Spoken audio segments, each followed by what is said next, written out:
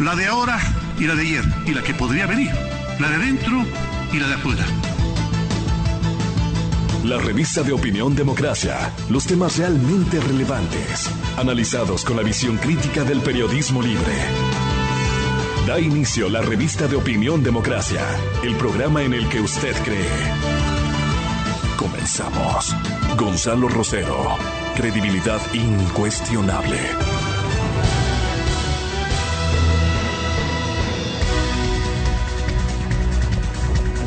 Buenos días, amigas, amigos. Estamos ya iniciando este jueves 22 de octubre para iniciar un diálogo muy importante. Está en nuestros estudios el señor ministro de la Defensa, el señor general Osvaldo Jarrín. Pero antes de eso, los medios de comunicación y uno sobre todo nos trae, los dos, el Universo y el Comercio, nos trae la posible venta de Repsol a 2 años de que se termine el contrato. Y el contrato dice que deberá revisarse todo lo actuado en estos 20 años, todo lo que se ha hecho y deben hacer un acta de entrega-recepción. Esperemos que esta venta a una empresa que no está muy clara, que no es así de clarísima, el señor ministro de Energía tenga en cuenta. Nos puede pasar ya lo que nos pasó con otra empresa, con una venta que no nos fue bien, aunque después pudimos revertirla al Estado. Si Repsol quiere ayudar al Ecuador y respetar como se le ha respetado, debería culminar el contrato y no, antes de que se cumplan los tiempos, ponerse a la venta. Estando ya aquí el señor general Osvaldo Jarrín, le saludamos, muchas gracias por acompañarnos, pero además hay que resaltar, como ustedes le ven, nos acompaña en el estudio, como él dice, al pie del cañón, o sea, demostrando pues que así es, y en un día muy especial, general, que se han anunciado marchas, que se han hecho, digamos, amenazas, como que quieren vía información secuestrar a la población y a los demócratas. Pero antes de iniciar quisiera recordarle algo que decía Jaime Vargas justamente hace un año. He mandado este momento como amazónico, compañeros, a cerrar todas las llaves del petróleo, compañeros, todas las llaves del petróleo, carajo. No cumplan esas órdenes de ese señor traidor, mentiroso, ladrón, que se han unido entre ladrones. Señores de la Fuerza Armada, señor comandante de las Fuerzas Armadas, quítanle apoyo a ese patojo de mierda.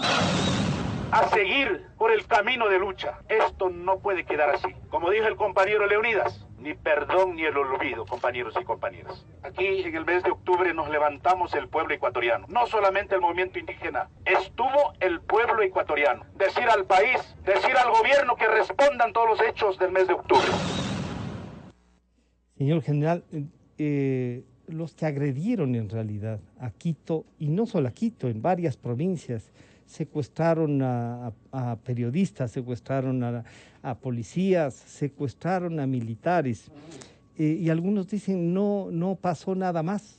Y cuando esa pregunta es no pasó nada más, es que se refieren a que nadie ha sido juzgado, excepto usted, la ministra del Interior, que han sido llamados a dar explicaciones, que está bien que se las dé para hacer una evaluación. Pero algo nos falló en octubre del año pasado y nos podría pasar ahora. General, bienvenido nuevamente, buenos días. Muy buenos días, gracias por la invitación. Lo que acabamos de ver es un pasaje histórico muy lamentable y que demuestra varias cosas al mismo tiempo. Uh-huh. En primer lugar, que el octubre pasado fue un ambiente de crisis aguda, con manifestaciones de violencia extrema, en la que no solamente se escaló la situación a un nivel casi incontrolable, porque dio oportunidad a que grupos extremistas, bandas criminales, oportunistas y sobre todo de demagogos que arrastren a la población a situaciones de insurgencia. Esto en la misma teoría de los progresistas se conoce como un populismo insurgente. Ernesto Laclau le llama propiamente populismo radical, Pero yo creo que el propio nombre debería ser es un populismo insurgente, que es lo que ocurrió. Y esto demuestra también que los ritmos que se tiene entre la acción de la justicia y los hechos consumados no son los mismos. Esa situación de crisis aguda que ha sido superada, hoy vivimos una situación de crisis también, pero se le llama crónica. Es decir, que se necesita la reconciliación y la acción de la justicia. Aquí es donde hay un desfase, llamaríamos, en los ritmos, en que se ejecute la justicia. Porque más rápido es presentar una demanda calumniosa, mentirosa, y la investigación toma su tiempo para que la justicia pueda actuar. Ese tiempo en el que se toma para investigar, que se llama el debido proceso, se conoce como la fase de investigación, la fase previa, no es el mismo con los hechos que se van produciendo. Si es que no hay la reconciliación, es decir, camino a la solución del problema o del conflicto social que se ha presentado, entonces en este desfase hay un tiempo en que puede reproducirse. ¿Qué no es lo que está ocurriendo en este momento? Porque diríamos que en esta fase que estamos viviendo sigue siendo de crisis, pero es una crisis de baja intensidad. No se han presentado, no quiero decir que esto no se presentarán, pero no se han presentado estas formas de liderazgo demagógico, insurgente, como fue motivo del mes de octubre para que se llegue a un nivel de descontrol en la situación. ¿Usted cree que entonces el día de hoy, si hay marchas, serán más o menos pacíficas, como han dicho algunos dirigentes? Pero también hemos visto declaraciones a lo mejor no de dirigentes, de indígenas y campesinos que dicen por qué tienen que marchar a Quito, que si no después no les dan agua, que después les persiguen, que después tienen multas. Eso, la inteligencia militar, las Fuerzas Armadas por lo general siempre tuvieron un gran contacto con la población. Se intentó que eso se rompiera, cambiaron la forma incluso de la presencia militar en estos últimos años. ¿Eso ha debilitado, se ha reconstruido la inteligencia militar general? Bueno, en primer lugar, lo que se aduce con justísima razón es el artículo 98 de la Constitución, el derecho a la resistencia, porque es normal. El conflicto social, soy partícipe de la teoría de Davenport, por ejemplo, cuando habla de la funcionalidad. El conflicto social ayuda y avance el progreso de la sociedad, porque hay demandas, aspiraciones e inclusive reclamos que tiene la sociedad, y que eso es parte de la gobernabilidad. Para las propias tensiones que sirven para tomar decisiones, pero en conjunto, no eliminando alguno. Cuando se habla de políticas públicas, que tanto se menciona, es la participación de las instituciones para dar atención a esos reclamos, demandas y aspiraciones sociales que den solución al conflicto. Se llega al diálogo, se llega a la concertación, muy difícil que se llegue al consenso, pero se llega a la solución del problema, de los problemas que se presenten, y que no haya violencia. ¿Qué es lo que dice la Constitución? Cuando estamos hablando de estos temas, el artículo 3 de la Constitución dice: el Estado garantizará el derecho a vivir con una cultura de paz. Y también le da responsabilidades a las instituciones y a los ciudadanos. En el artículo 66 está indicando: los ciudadanos tendrán derechos a tener un ambiente sin violencia, una vida sin violencia, y a las manifestaciones que se requieran sobre la propiedad en todas sus formas, propiedad privada, propiedad pública. Pero ahí hay esta visión de aquellos que no creen en esto, pues que le dicen que la violencia y exacerbar las tensiones no es necesariamente para conseguir una respuesta, sino para atacar al modelo, atacar al sistema, pero además algunos nos dirían un modelo y un sistema que es injusto, en el que la equidad y la justicia no se da. Estamos viendo que los hechos de octubre, para unos y para otros, deberían ya estar juzgados. Es un año general. Así es. Justamente la justicia es la que ayuda a que haya la reconciliación, para que se clarifiquen las situaciones y los problemas que se vivieron. Pero aquí estamos demostrando que la moral debe ser el sustento de la ley. Y la proporción es que con moral y ley, la otra razón es la potestad y la fuerza. Y es una relación inversa, es decir, mientras mayor acción de la ley, respeto a la ley, a la norma, a la Constitución, menos necesidad de fuerza, de autoridad se requiere. Y esto no se cumple, porque como usted acaba de decir, se considera que están en su derecho y que la violencia es la que soluciona los problemas. No es la violencia, es el acuerdo. Entonces, si es que se quiebra este razonamiento, se da oportunidad para que anarquistas y gente que se aprovecha de la situación pueda llegar a situaciones de insurgencia. Y no es solamente de octubre, y no es solamente del Ecuador, claro. Y no es solamente porque... No, estamos viendo que hay un proceso en América en el mundo, Latina, no solamente en América. Mundo, sí. Cuando hablamos de América estamos hablando del Foro de Sao Paulo, hablamos del Grupo de Puebla. Es en el mundo. Yo pregunto, la primavera árabe, ¿qué tiene que ver con el Foro de Sao Paulo? Porque es un cambio de la época, es un fenómeno que está atravesando el mundo por la globalización.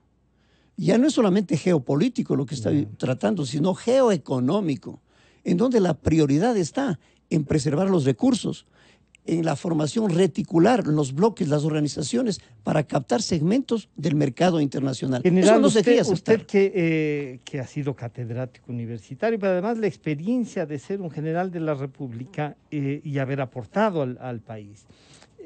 En el Ecuador se debate, nadie desconoce este mundo de injusticia, pero nos propusimos construir una democracia. Esa democracia no es esta que tenemos, hay que buscar la que queremos y no es un sitio donde uno se estaciona y ya llegó a la democracia. Pero las Fuerzas Armadas en eso tienen un rol específico. ¿Qué van a hacer? Y usted propuso un decreto para que puedan usar la fuerza progresivamente. Exactamente. ¿Y no le permitieron pasar? Exactamente. Bueno, primero hay que ver que en lo que estamos hablando del mundo, por la globalización, hay 4 elementos que se sienten afectados. En primer lugar, el avance de la economía en la geoeconomía, que no se la acepta. Libre mercado, iniciativa, interdependencia, conformación de bloques, no se la acepta. Es el anticapitalismo. Por eso se habla en alguna publicación ridícula en que dicen el comunismo indoamericano. Sí. Es porque no se acepta este cambio que tiene la sociedad. El segundo aspecto es que en esta época hay una secundarización del Estado. Es decir, el Estado está perdiendo las diferentes capacidades que tiene para regular el funcionamiento de la democracia.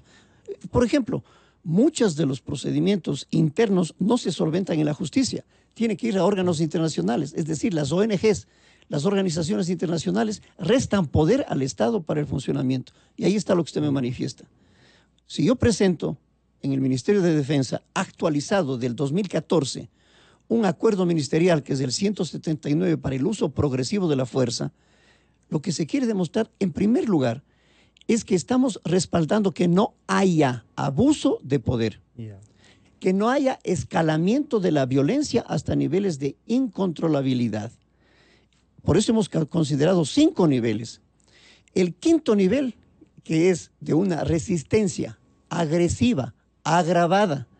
Ejemplo, si atacan a un cuartel, si queman los blindados, si secuestran o le queman vivo a un policía, no se puede aplicar simplemente un tolete o gas. O gas, y peor cuando le acusan de que este gas ha estado caducado y que querían, para poderles acusar con mayor fuerza, que estén plenamente operativos, cosa que además debería estar. Sí. Por supuesto, y lo que estamos hablando es el uso diferenciado. El último recurso, fuerza, advertencia, progresivo y sobre todo proporcional. Es proporcional con relación a la violencia que se está produciendo, para contenerla, para reducir la intensidad. Cuando se determina un estado de excepción, lo que se pretende es que no suba de los niveles en los que pueda actuar la policía y controlar, restablecer el orden, bajar la intensidad para que el diálogo tenga el espacio suficiente a la solución del conflicto. General, el señor Leonidas Issa, que es uno de los más agresivos, diríamos, en el tema, no solo el presidente de la CONAIE, los dos comandan un grupo mucho más radical que el resto, decía lo siguiente: ni perdón ni olvido al cumplir un año de la muerte de nuestros compañeros, de los compañeros que fueron mutilados de sus órganos, de los compañeros que estamos con procesos judiciales. Deben responderla. No pretendan poner una verdad falseada a partir de poner de por medio que la democracia estaba en juego. No estaba en juego. Lo que estaba en juego, compañeras y compañeros, y debe saber el mundo, el Ecuador, es que el gobierno nacional estaba dispuesto a meter bala al pueblo ecuatoriano y no resolver los problemas que día a día enfrentamos los ecuatorianos. Esto dice el señor Leonidas, dice que un poco coincide con la descripción de esto para solucionar, pero a balas no solucionamos. Ahí hay una visión distinta a la democracia, no es el modelo que persigue entonces. En primer lugar, hay que considerar de los elementos que estábamos tratando, de los cambios que hay en la época actual. Uno, es imprescindible ser reconocido como la tecnología, que es un factor que puede acelerar los conflictos, además de lo benéfico que es, porque hemos creado en el ambiente actual un ciberespacio. Pero esta tecnología también es perjudicial, porque con las redes sociales se tiene la total facilidad de ultrajar, de calumniar, de mentir y de distorsionar la realidad. Los fake news, no es solamente fake news, Sí, no. Es la forma de cómo los troles manipulan y agreden, como líderes mentirosos acusan sin ningún miedo a afectar personalidades, el ambiente o a distorsionar la realidad. Si no estuvo mal la democracia, ¿por qué les llamábamos insurgente? Porque afectó a todos los poderes centrales, a todas las instituciones. Quemar la Contraloría, tener ambientes de destrucción de las fuerzas del orden, fuerza policial, fuerzas militares. Eso es atacar a las instituciones. Entonces el objetivo fundamental en estas insurgencias es destruir la institucionalidad y los representantes de las instituciones para, en el medio de ese caos, poder gobernar y poder tener la aplicación del poder, que es otro de los factores que se han modificado en la época actual por la globalización. El poder es diferente en la época actual. Cualquier cínico puede tomar un micrófono y puede levantar a las masas y ganarse un liderazgo de popularidad, con mentiras, con calumnias. Eso es uno de los defectos. Eso es uno de los defectos que se tiene en la época actual por la tecnología. Obviamente hay que discernir, hay que evaluar, y para eso está la justicia. De tal manera que se pueda ver que la democracia es la mejor forma de gobierno. La estructura del Estado, la organización político-jurídica que tiene el Estado, es la única que nos va a salvar en esta organización social y en los conflictos que se tienen. Y que respondan a las necesidades de la sociedad también, porque eso es, no solo la estructura y la institucionalidad, que una asamblea responda con leyes, que la justicia sea capaz de avanzar, no de 2 o 3 años después, sino que puedan avanzar, juzgar, llevarnos a la realidad, incluso para tener acuerdos. Y en esa posibilidad, las Fuerzas Armadas, a veces atacadas, otras veces resultan que son las salvadoras, tienen un rol específico general, la defensa nacional. Esa defensa nacional, usted diría que a estas alturas está garantizada. Tenemos ya no solo por esta insurgencia propia, y luego le quisiera preguntar que nos comente, o de una vez, se ubican grupos insurgentes que podrán radicalizarse más en el futuro, pero ¿cómo estamos en el tema de defensa? En primer lugar, las Fuerzas Armadas jamás han dejado de estar muy cercanas a la población.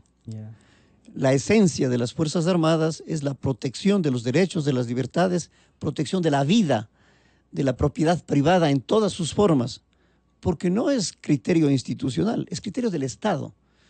El artículo 3 dice eso, para garantizar la cultura de paz, la vida de los ciudadanos como el derecho fundamental, tiene instituciones. El Estado tiene instituciones para eso, y las Fuerzas Armadas se identifican y cumplen con esa misión. Además de que hemos demostrado el respeto al orden jurídico y a la Constitución, y por supuesto a la democracia. Entonces no se puede decir que en octubre pasado estuvo en riesgo la democracia, no se puede negar eso, no se puede negar. Y tampoco se puede negar cómo las Fuerzas Armadas fueron leales, conscientes con la gobernabilidad, con el ordenamiento jurídico y con el sistema democrático. A estas alturas, general, usted ha hecho una evaluación, ¿sabe? ¿Cuánto afectó el gobierno anterior a las Fuerzas Armadas? ¿Cooptó alguna oficialidad para militar y no ser militar, sino militar en una opción política? ¿Eso puede traer tensiones al interior de las Fuerzas Armadas? ¿Hay todavía oficiales que creen que la década ganada es parte de su formación general? Solamente podría decir un argumento fundamental. Quebrantó la disciplina, la cohesión oficiales-tropa. Yo tengo la gran satisfacción de decir que con mandos profesionales, con la tropa consciente de la realidad que estamos viviendo y que se necesita y de la importancia en la institución, hay una adecuada conciencia de cadena de mando, de disciplina, de orden, y lo demostramos en octubre. Fue lo primero que hice, reconocer a nuestras Fuerzas Armadas de su disciplina, respeto a las cadenas de mando, desde los niveles más elementales, desde el comandante de escuadra, de equipo, hasta el jefe del comando conjunto. Eso es lo más importante dentro de la institución. ¿Usted cree que se ha rescatado eso? Ese lo vivimos. resquebrajamiento que hubo. La mejor prueba fue eso octubre. de los más pobres frente a los más ricos, y algunos de los que, entre comillas, son más ricos eran hijos de los más pobres para enfrentarlos. O sea, hijos de la tropa son oficiales. Así y eso es. es muy bueno y es una gran cosa para el país. Así es. Y los quisieron enfrentar, ¿lograron ese objetivo? En ese periodo sí, pero ¿Sí? hoy hemos superado. Y hay otros aspectos que están todavía pendientes y que no son fáciles de resolver. Por ejemplo, la ley de fortalecimiento de la seguridad social de las Fuerzas Armadas. Ayer tuvimos una manifestación de oficiales y tropa, policía, Fuerzas Armadas, para reclamar brevedad en la Corte Constitucional para que esta ley sea derogada. ¿Por qué razón? Porque dentro de la seguridad social de las Fuerzas Armadas hay dos sistemas de descuentos. No obstante que el sistema de menor consideración, es decir, los que menos aportan, tienen los mismos derechos que todos. Y como hay reducción tanto de los aportantes o afiliados como reducción del Estado en sus obligaciones patronales, significa un deterioro al patrimonio, un deterioro a la capacidad económica de salud, de servicios y de prestaciones que realiza el ISFA a sus afiliados. Y esto está en ley. Entonces, las afectaciones no fueron solamente enfrentar a tropa con oficiales, sino a poner leyes que reduzcan la capacidad de desempeño de instituciones como es el ISFA en la seguridad social de los afiliados. Quebrantarle a la institución desde adentro. Y ahí usaron un argumento que tenía, diríamos, que tenía relativo éxito, porque claro, un general de la República jubilado está con un sueldo igual a un general en servicio activo. Y uno dice, ¿se puede todavía mantener eso, general? ¿Se debe revisar en el tema del sistema de la seguridad social quizá una equidad en la jubilación? No decimos ni que les bajen, ni que les suban, ni cosas por el estilo, que respondan a los argumentos técnicos de la perspectiva, los actuariales, para ver cómo funciona el ISFA. Bueno, en primer lugar hay que reconocer que este problema no es exactamente igual el sueldo de un general activo con el del pasivo, ni de uno del personal de tropa, ni de oficiales de cualquier jerarquía. Sí es bastante similar, pero el problema fundamental radica en que no es un asunto simplemente de determinación de cómo reciben los emolumentos. Esto se origina y no se reconoce con la homologación salarial. Cuando fui ministro de Defensa en junio del 2006, logramos que el presidente de la República, mediante decreto, se establezca la homologación salarial del personal militar con los funcionarios de administración pública. Este es el hecho fundamental. Su aplicación en el transcurso del tiempo, como es evidente de toda una institución y de todo el sistema, pudo haber tenido necesidad de un mejor reajuste, que no está por demás y se lo puede hacer. Pero eso no quiere decir de que no exista una sistematicidad en la aplicación como corresponde de esa aplicación de la ley. Claro, algunos actuarios dicen que hay una distorsión. La jubilación debería ser eso, jubilación, como en la seguridad social, es el 75% de los 5 mejores años. Y algo así. ¿Usted está dispuesto a llevar adelante una reforma tanto en el ISFA como en general a las leyes de las Fuerzas Armadas que fueron modificadas para ser manipuladas? Por ejemplo, si no se tiene la conciencia de la naturalidad en cuanto a estos temas, no se puede decir que sea estamos hablando de 2006, cuando se aplicó la homologación salarial, que sea retroactivo para todos. No tiene lógica. Sí, la ley no es retroactiva, No es además. retroactiva. Pero sí se puede fijar a lo mejor hasta un tope. Lo que pasa es que se está considerando que se puede normar a todos por igual y no se dan cuenta de que las Fuerzas Armadas tienen un descuento completamente superior a la administración civil. Nosotros aportamos el 23.5% del sueldo. Y solos. 23 puntos sobre lo que están aportando en la administración civil, que son 10 puntos. Entonces, esa diferencia no se puede homologar, porque las Fuerzas Armadas son autónomas, tienen un sistema particular. Claro, y reconociendo que es un sistema particular, porque así es, tienen jubilación a menor edad, por todo régimen especial. Régimen especial que tienen. Pero debe haber un estudio actuarial que diga las jubilaciones pueden ser de alguna manera estas, y ahí se queda, técnicamente hablando. No se puede regular mediante decreto cuáles deben ser, sino las que corresponden cuantificadamente. ¿Cuánto es el aporte? ¿Qué porcentaje le corresponde? Y actuarialmente significa ver en el transcurso del tiempo, hacia futuro, a largo plazo. ¿Cómo va a ser sustentable? Exacto, eso? ¿Cómo se va a sustentar? Ese cálculo actuarial es el que nos permite este momento que se reconozca la necesidad de eliminar esa ley inconstitucional de lo que le denominan, irónicamente, de fortalecimiento de las Fuerzas Armadas. Porque actuarialmente nos estamos dando cuenta que con esa reducción, tanto de aportantes dentro de la institución como del mismo Estado, está afectando gravemente, ¿no?, en el cálculo actuarial que necesita el ISFA. ¿Y usted ha visitado ya la Corte Constitucional para que lo hice? No solamente eso, hace más de un año hay como 200 peticiones de inconstitucionalidad individuales, pero desde que me hice cargo del Ministerio de Defensa, como ministro presenté al Ejecutivo la necesidad de la derogatoria de esa ley. Y luego visité a la Corte Constitucional, muy buena conversación, expliqué los problemas que se van a derivar de una ley que está siendo aplicada, porque es ley, pero que en el transcurso del tiempo, a cortísimo plazo, en máximo 6, 7, 8 años, tendremos consecuencias por esta desigualdad en aportaciones y esta afectación. Porque lo que se quiso es eliminar. Como no se pudo eliminar, se manipuló. El ministro de Defensa de entonces dijo, les vamos a aumentar el sueldo. Y engañó a la gente. Claro, porque lo único que hizo es rebajarles el aporte. Rebajarles el aporte era un aumento del sueldo. Pero no, o sea, recibían más, pero no estaban viendo al futuro. Entonces les dijeron, les vamos a aumentar el 12% de su sueldo. Y cayeron, la gente les engañó. Ahora, ¿cuál es el efecto inverso? Le queda, claro. Es el efecto inverso ahora. Les vamos a igualar en las aportaciones. Ahí está el problema. Este es un problema social, institucional, muy delicado. Por eso la Corte Constitucional está haciendo su análisis para emitir su criterio y su resolución, y será respetada en la institución militar. Ministro, usted tiene ya, digamos, un diálogo permanente con la oficialidad y eso de las tres ramas además. ¿Usted siente que vuelve a recuperar la institucionalidad? ¿Lo ve así, seguro de que esa institucionalidad, el espíritu de las Fuerzas Armadas, vuelve a retomar como la representación de lo nacional, de lo que es el país, de lo que somos los ecuatorianos?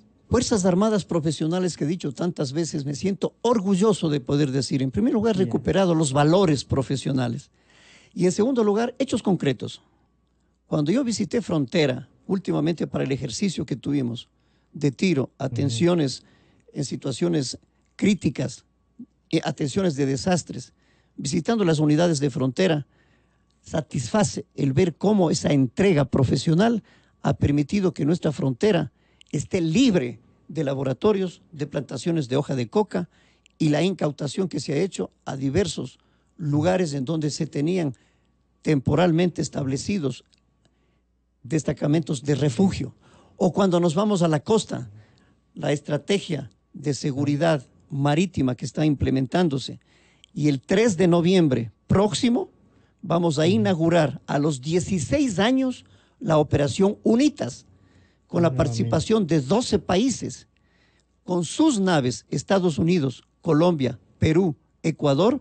Vamos a estar realizando un ejercicio de gran magnitud para asentar presencia, demostrar la capacidad de cooperación internacional que se tiene, actualización profesional, o con la Fuerza Aérea cuando se hace la operación Andes, para coordinar Fuerza Aérea de los Estados Unidos, Colombia y Ecuador, la presencia del P-3 que está haciendo exploración aeromarítima en cooperación y apoyo a nuestra Fuerza Naval. Todo eso es la apertura que tiene el Ecuador en el orden internacional. Y no solamente con Estados Unidos, lo hemos hecho con España y estamos haciendo con el Reino Unido, con Alemania, de donde van a venir nuestras naves. Ya están llegando. Vamos a tener próximamente nuevo material. Es decir, una apertura, mejorar las capacidades militares que tienen las Fuerzas Armadas. Y en virtud de la historia y de quienes proveían siempre a las Fuerzas Armadas los requerimientos que tenían, ¿no? Volver a ese nivel y no probar los helicópteros que les vendieron y que se cayeron. Los radares, a propósito, están funcionando, general, tiene radares, logró que se ejecute ese contrato. Hoy tenemos en funcionamiento 24/7, 365 días, radares Indra, que son españoles con gran capacidad y que en coordinación con la Fuerza Aérea para el sistema de alertamiento temprano de defensa aérea están funcionando perfectamente. Obviamente se necesita un mejoramiento en determinados lugares porque es lógico que se tiene que ir superando pequeños problemas. Va cambiando, además. Pero tenemos un sistema eficaz de funcionamiento que no se puede tildar en nada el funcionamiento junto con la defensa aérea. Y los otros que pasamos la página y no les metemos presos, aunque sean los que... Bueno, eso está en un proceso judicial. Tanto hemos ganado de todo eso, tanto en radares como en los mismos helicópteros DRUF. Eso se va a recuperar, ¿cree usted? Por supuesto, ya se recuperó. La parte de los ya helicópteros, se recuperó. Lo de los radares... Sigue en el proceso. Sigue en el proceso. General, para volver un poco al día de hoy, digamos así, porque la visión, y con usted hay un montón de temas que tratar, pero su experiencia de militar y de catedrático permite que la ciudadanía conozca. La señora ministra Romo y el señor alcalde Yunda decían ayer lo siguiente de lo que podría pasar ahora. Nuestra previsión es que no será nada que se salga de control, que de ninguna manera estamos hablando de eventos similares a los días de violencia terrible que vivió el país hace un año, que estamos más bien hablando de las movilizaciones que habitualmente se dan en distintas ciudades del país. Estamos reconociendo que todos tenemos el derecho de expresarnos, de opinar, de manifestarnos en forma pacífica. Yo soy un hombre de paz, yo soy un hombre convencido del diálogo, de escuchar, de consensos, pero no permitiremos que se siga vandalizando la ciudad capital y más aún el centro histórico, que es patrimonio de la humanidad. General, dos autoridades y ahora con, no voy a decir la sorpresa, pero la participación del alcalde de Quito, que se ve que ya no va a proveerles alimentos en camionetas, sino que está dispuesto a colaborar para defender la institucionalidad, no ni siquiera el gobierno o no, sino la institucionalidad. ¿Tiene usted esa misma percepción de la ministra del Interior y ahora el respaldo del alcalde de Quito? Ambas cosas. Sí. En primer lugar, la apreciación que se realiza, coincidimos, pero no dejamos de prever de lo que pueda pasar.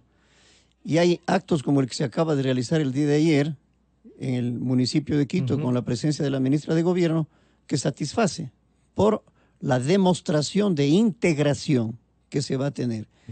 Y esto lo he comprobado.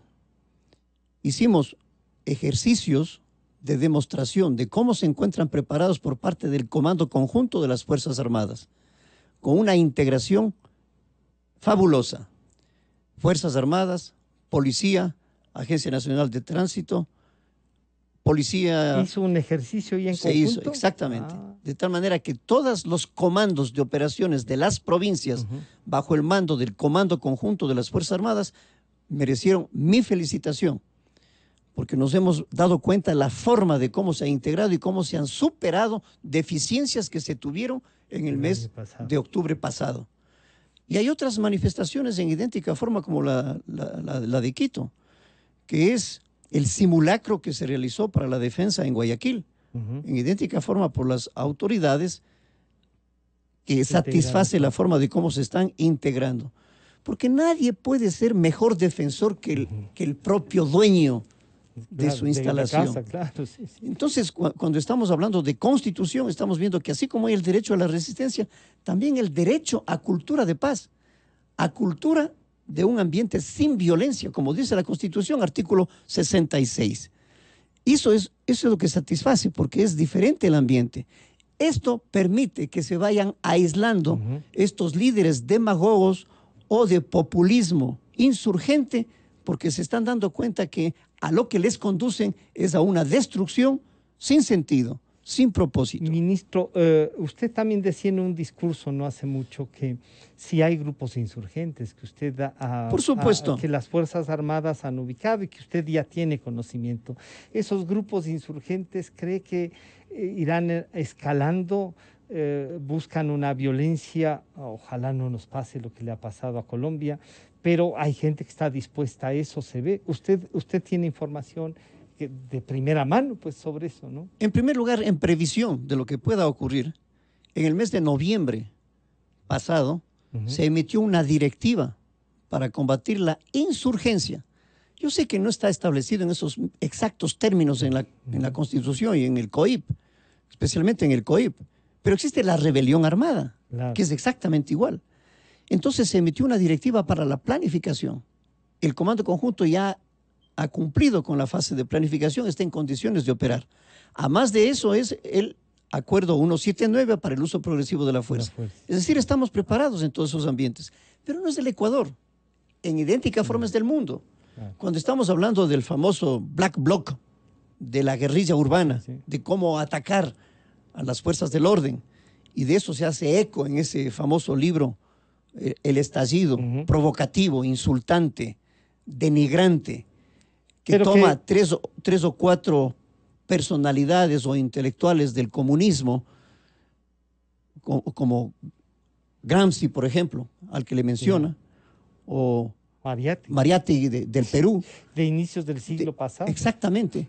Se quiere distorsionar. Entonces la verdadera explotación de una clase social muy respetada, de nuestra nacionalidad, una de nuestras nacionalidades, está siendo arrastrada por estos pensamientos distorsionados, engañosos, que perjudican no solamente a esta clase social, sino al país, porque se toman el nombre del país. Vamos a llevarle a la nueva civilidad y vamos a tener como estrategias directas de afrontar y de atacar y descabezar a las clases opresoras.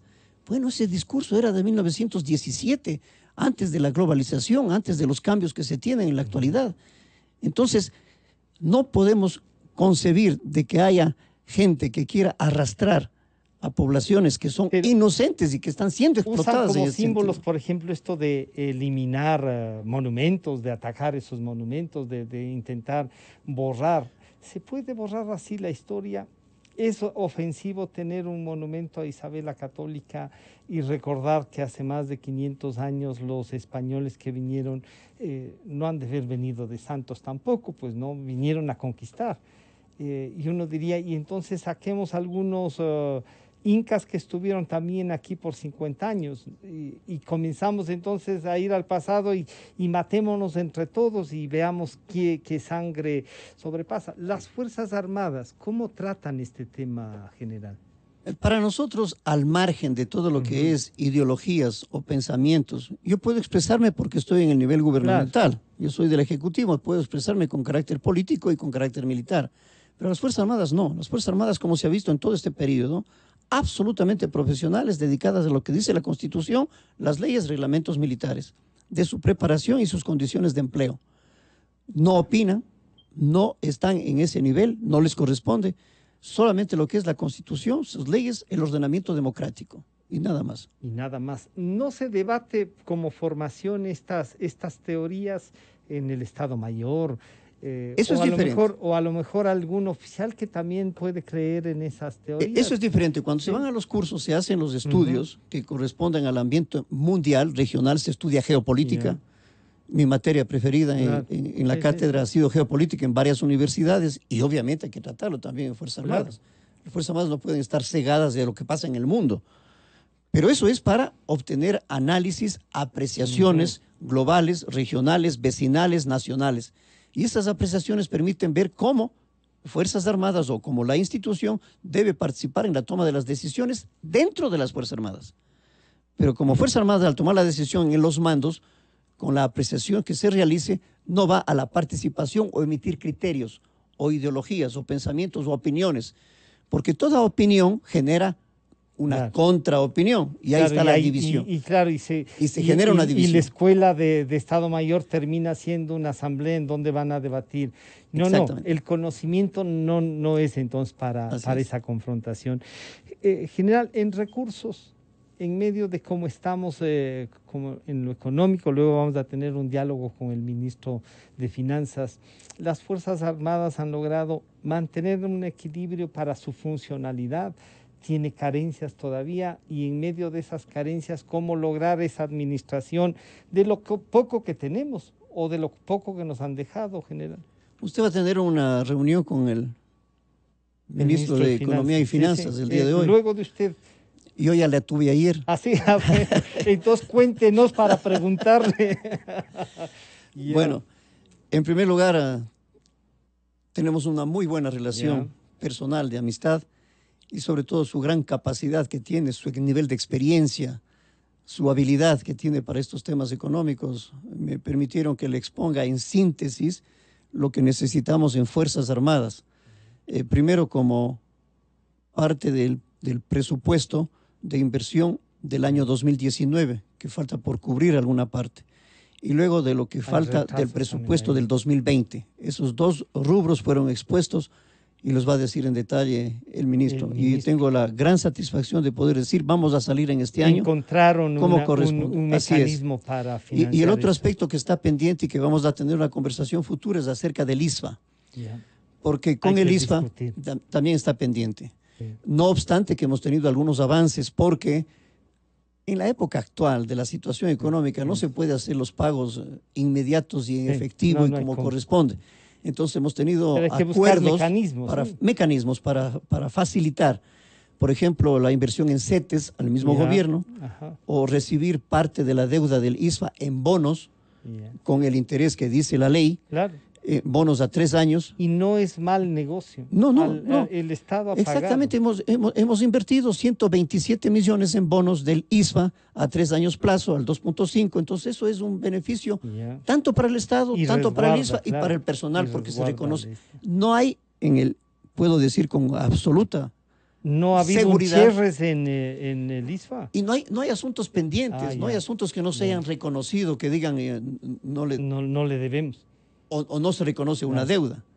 Eso no ha existido. De tal manera que este año está todo con las cuentas absolutamente claras, de tal manera que se puede establecer facilidades, pero está establecido el cuánto y el cómo se va a lograr. General, el día de hoy, entonces, usted espera que si hay movilizaciones, sean movilizaciones justas de reclamo, de exponer los temas que quieren proponer, no de violencia. Usted tiene ya un panorama de todo el país, porque no era solo Quito en octubre pasado. Así es de todo el país. Tenemos analizado en todo el país cómo se van a realizar las manifestaciones.